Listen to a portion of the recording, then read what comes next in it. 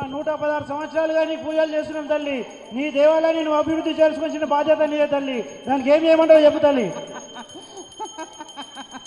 ఇంత చిన్నగా ఉన్నందుకే నేను ఇంత పెద్దగా ఆడంబరంగా చేసుకుంటున్నా కదా.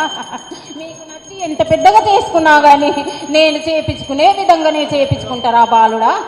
అమ్మ, చిన్నగా అయిపోయిన దేవాలయం లక్షలాది సంఖ్యలో నిన్ను భక్తులు దర్శనం చేసుకున్నారు. ఖచ్చితంగా ఈ సంవత్సరం అమ్మవారి దేవాలయం కట్టాలా, మీరు ముందుండి నడిపియాలా.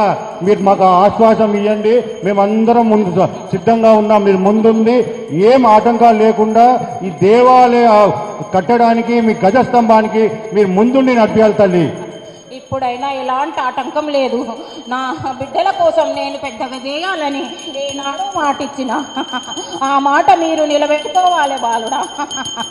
నాకు సంతోషమే, మీరు ఎట్లాంటి పూజలు చేసినా కానీ, పువ్వు పత్ర పెట్టినా కానీ ఆనందమే. కానీ నా పిల్లలు ఇంతకు పెరిగినప్పుడు నా స్థలాన్ని పెంచాలి కదా మీరు. అమ్మా, మన తెలంగాణ రాష్ట్రంలో కొత్త ప్రభుత్వం వచ్చింది. రేవంత్ రెడ్డి గారి నాయకత్వ ప్రభుత్వం నడుస్తుంది. మన ఎలాంటి కష్టాలు ప్రజలు పడుతుండ్రు. ఈ ఆలయం పెద్ద చేయడానికి మన ముఖ్యమంత్రి గారికి ఏదైనా వరం ఇవ్వండి మీరు ఖచ్చితంగా. నేను ఏట కోరుతున్నది ఇదే కదా. నా ఇంత పెద్ద పండుగ, నా ఇంటిల్లాదు నా కుటుంబం పట్టాలని, నా గుడి పెద్దగా చేయమని ఆలోచనతోని చెబుతున్నా. ఎందుకంటే నా పిల్లలు, నా భక్తులు ఇంకా పెరుగుతారు రా బాలుడా. ఇంకా నేను ఎత్తు పెద్దగా చేయించుకుంటా. అది నా ఆశీర్వాదము మీకున్నది. అమ్మా, మా ఆడపడుచులందరినీ రక్షించాలంటే ఏ ఆడపడుచులతో ఏ రకమైనటువంటి పూజలు చేయాలి తల్లి? వాళ్ళకి మీరు మార్గదర్శకం చేయవలసిందిగా కోరుతున్నా తల్లి.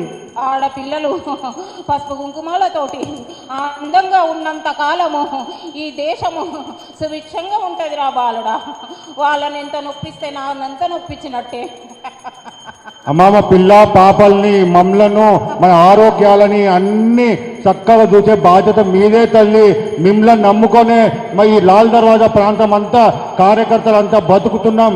ఈ రాష్ట్రం అంతా మిమ్మల్ని నమ్ముకునే బతుకుతున్నాం. మీరు చక్కగా మమ్మల్ని చూసి అన్ని మాకు ఆరోగ్యాలు అన్ని విధాలా మాకు మంచిగా చూసే విధంగా మీరు ఆశీర్వాదాలు ఇవ్వాలమ్మా.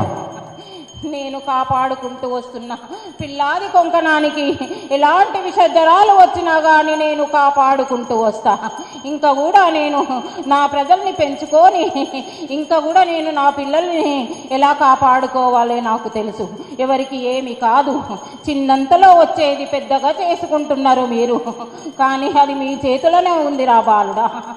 కొత్త వ్యాధులన్నీ కూడా తగ్గాలంటే ఏం చేయాలి తల్లి? రకరకాల వ్యాధులతోని ప్రజలందరూ కూడా అల్లకల్లోలం అవుతున్నారు తల్లి. దాన్ని మీరు కాపాడాల్సినటువంటి బాధ్యత మీదమ్మా. దానికి ఏం చేయాలో చెప్పమ్మా.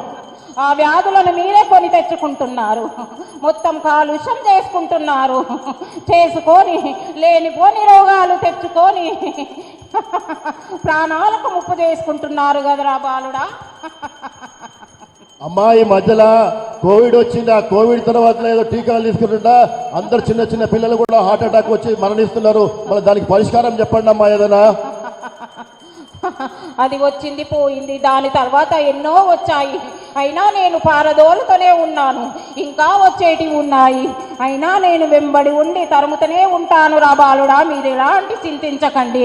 నేనున్నంత కాలము నా పిల్లలను ఎలాంటి రోగాలు లేకుండా